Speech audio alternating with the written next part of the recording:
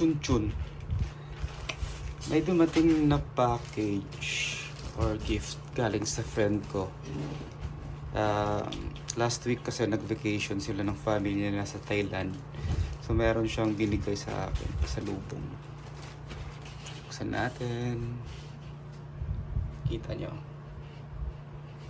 Obviously, syempre, flag ng Thailand to. And made in Thailand. Ano yung size nito? 80 by 120 cm. Okay. So nasa ano siya? Convert nyo nga sa inches. And this is cost 300 baht. So kayo nang bahala mag-convert sa Philippine peso or sa US dollar kung magkano yung value nito. Made of ano to? Nylon. Nylon siya. Ibuksan natin. Isa sa mga unang napansin ko guys is meron siyang ano sa gitna ng header niya. Merong nylon rope. So dito kinakabit yung ano lubid, tapos sa dulo ayan, totally to nylon siya, nylon rope, nylon, wait, nylon siya, made of nylon din yung tela. Tapos eto, tingnan nyo, napansin ko yung tahi niya, hindi siya kagaya ng gawa ng tatlong stores dito. Tingnan nyo, hindi siya gaano kalaki yung parang ano nila, space. Sobrang konti lang, oh. Ayan, sobrang konti lang yung ano niya. Ayan.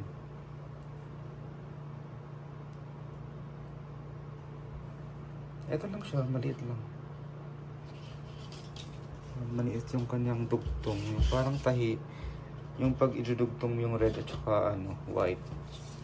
Then yung ito naman ilang. Ayan, oh. Sobrang liit lang ng space nila. Pero yung tela niya almost ano siya, magkaparehos lang ng mga ano dito ng mga nylon natin na binibenta sa stores na accredited ng NHCP. Ayan siya. Ganda. Ay, baliktad. Check natin. Ayun. Malinis yung pagkatahi niya. Malinis yung pagkagawa nila. Ayan. Dalawa yung ano, yung tahi dito. Ganda. Ayan. So another collections. Ganda ng gawa nila. Ayan. So 80 by 120 cm. Convert nyo na lang sa inches or sa feet, kayo na bahala din. Ayan. So legit na galing Thailand. Flag of Thailand, made in Thailand. Na siya, ilagay ko lang sa dito sa wall. Ayan.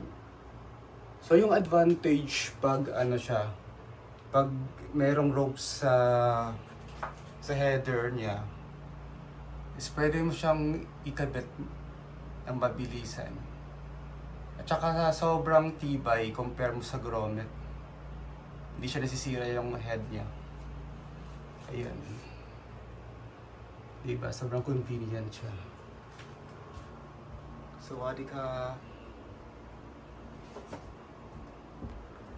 Ayan. Thank you sa friend ko na nagbigay nito sa akin.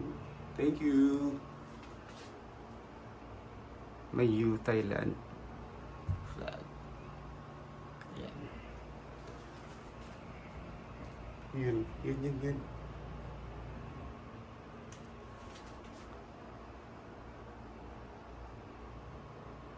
Bye.